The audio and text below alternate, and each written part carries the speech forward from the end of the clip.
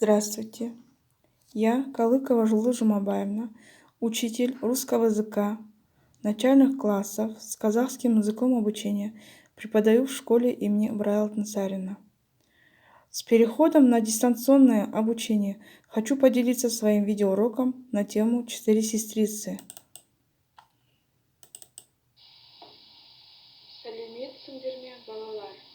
Здравствуйте, ребята!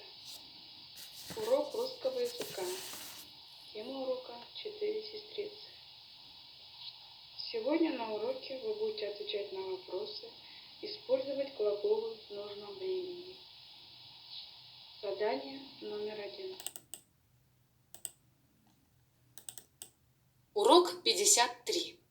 Послушайте. Прилетают птицы, звери просыпаются. Первая сестрица весной называется. Сыты все, согреты солнце ярким светом. Вторую сестрицу называют лето.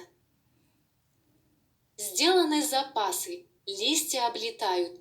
Третья сестрица осень золотая. Всюду снег искрится, к нам пришла сама. Четвертая сестрица зимушка Найди различия на картинках. Задание номер 2.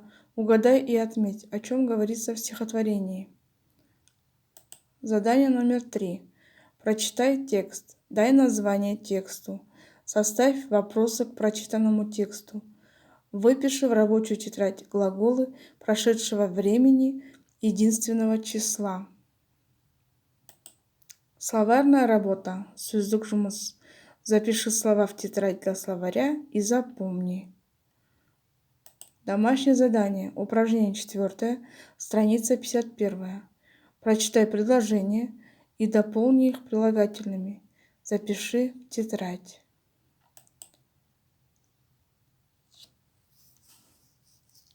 Оценивание смайликами в конце урока.